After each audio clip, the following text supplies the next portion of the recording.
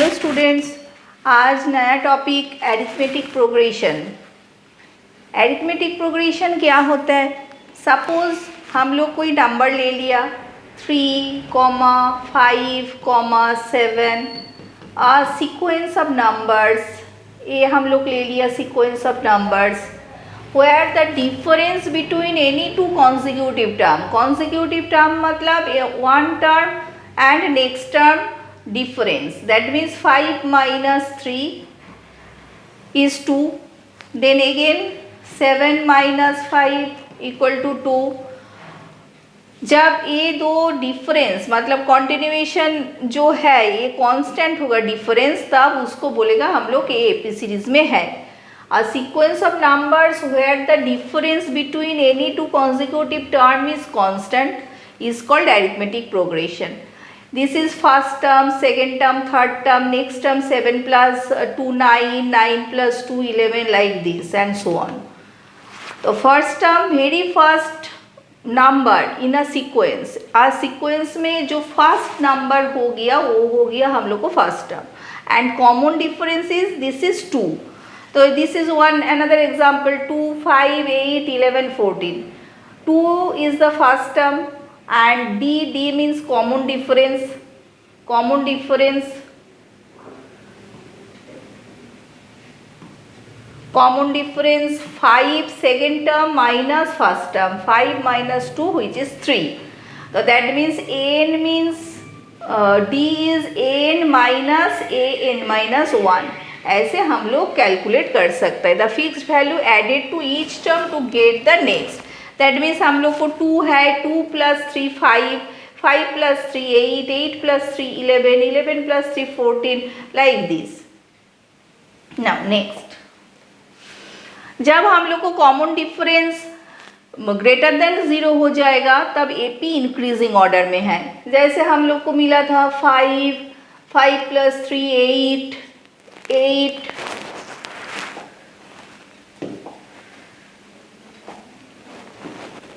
8 plus 3 11, that means increasing order में है। if D less than 0 the AP is decreasing। suppose 7 5 3 like this, AP is decreasing। इधर से देखो D हो जाएगा 5 minus 7 which is minus 2, that means which is less than 0। if D equal to 0 AP constant, that means 3 3 3 3 like this। तो इसमें हम लोग को 3 minus 3 0 हो जाएगा, D equal to 0 AP constant। now next concept finite versus infinite AP। जब कोई AP series हम लोग जैसे ये सीरीज को हम लोग लिखा 5, 8, 11 डॉट डॉट डॉट डॉट, तो दिस इज हम लोग को ये है इनफाइनाइट। इनफाइनाइट मीन्स ये चलते ही जाएगा, इसका एंड नहीं है, ये है infinite AP. And a finite AP has a limited number of terms, मतलब जैसे हम लिख दिया 5, 8, 11 बस, एंड सो ऑन नहीं। तो ये हो गया हम लोग को फाइनाइट, ये हो गया finite AP. Finite AP means a limited number of terms and a definite last term, while an infinite AP continues indefinitely। इधर लास्ट टर्म हो गया 11, ए हो गया लास्ट टर्म, ए हो गया हम लोग को first term. Okay, general form of AP।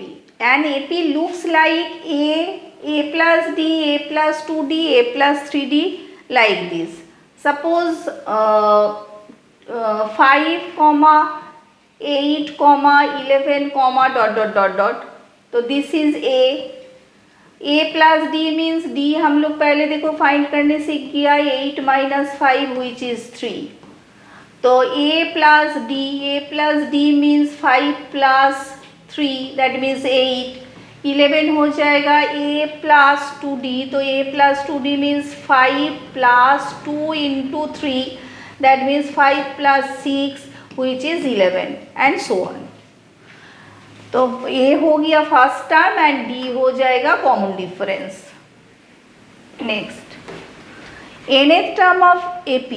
What is nth term of AP? हम लोग को सपोज ऐसे दे दिया 5, 8, 11 एंड डॉट डॉट डॉट।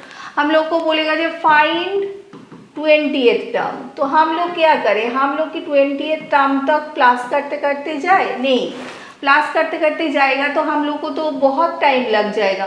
तो इसीलिए हम लोग को जनरल फॉर्मूला है, जनरल फॉर्मूला में हम लोग को क्या है, जनरल फॉर्मूला है n equal to a plus n minus one into d. इधर ए हो गया हम लोग को क्या, फर्स्ट टर्म, डी क्या हो गया, डी हो गया कॉमन डिफरेंस, एंड एन हो गया नंबर ऑफ टर्म्स, एन हो गया नंबर ऑफ टर्म्स। तो इधर नंबर ऑफ टर्म्स 20, तो A20 इक्वल टू हम लोग को क्या हो जाएगा, A20 means 5 first term, 5 plus 20 minus 1 into D is 3, तो दैट मीन्स 5 प्लस 19 इंटू 3, तो that means 5 plus 9 3 are 27, 3 was 3, 5, so that means 62. So 62 is the answer. 20th term of AP is 62. और एक एग्जाम्पल देखो, इधर है find 10th term of 2 5 8 11 and so on.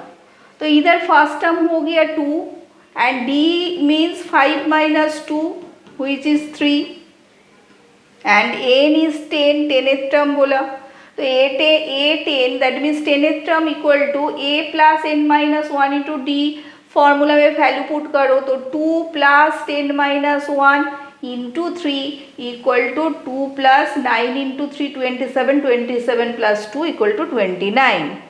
Okay चलो next. तो हम लोग अभी तो टर्म फाइंड करने सीखा, नाउ सम फाइंड करने के लिए सीखेगा। जैसे सेम एग्जाम्पल ही ले रहा है 5, 8, 11 डॉट डॉट डॉट। तो इसमें हम लोग को बोला जे find sum of 10th term. तो कैसे हम लोग फाइंड करें, 10th टर्म को हम लोग लिखने के बाद प्लस करेगा तो बहुत बड़ा कैलकुलेशन हो जाएगा, इसीलिए हम लोग को सम फाइंड करने का फॉर्मूला क्या है, ए है सम फाइंड करने का formula, s n equal to n by 2a plus n minus 1 into d. तो इसमें हम लोग को एन देखो, ए सम को सॉल्व करें तो एन हो गया हम लोग को 10, तो 10 by 2 s 10 equal to 10 by 2 into first term है 5 plus n minus 1 into d, n means 10, 10 minus 1 into d equal to 3, 8 minus 5, तो 3 कैंसिल करो, 2 5s are 10, 5, तो 5 2s are 10, 10 plus 10 minus 1 9, 9 into 3, तो that means 5, 10 plus 27, that means 5 into 37, तो multiply करो 185 is the required answer. तो sum of 10th term of this AP is 185।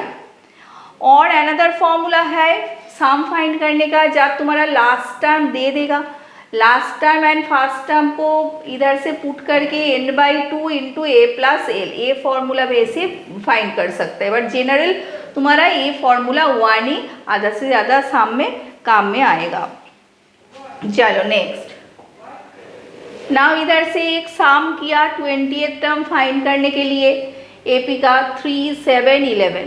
तो first term क्या है, फर्स्ट टर्म 3 है, कॉमन डिफरेंस क्या हो जाएगा 7 minus 3 that means 4 which is 4 and n है 20 मीन्स 20th टर्म फाइंड करने दिया, तो एस 20 इक्वल टू 20 बाई 2, तो 2a फॉर्मूला हम लोग को क्या है n by 2a plus n minus 1 into d, तो that means 2 into 3, 2a means 2 into 3 plus n minus 1 means 20 minus 1 into d. तो सॉल्व करो, n बाई 2 मतलब तुम्हारा 20 बाई 2 फिर 20/2 इधर से लिखा तो इसको कैंसिल करो 10, तो 10 हो जाएगा, 3 2 ज़ा 6, 20 - 1 19, 19 4 ज़ा 76, 76 + 6 82 into 10, तो 820 is the answer. Okay.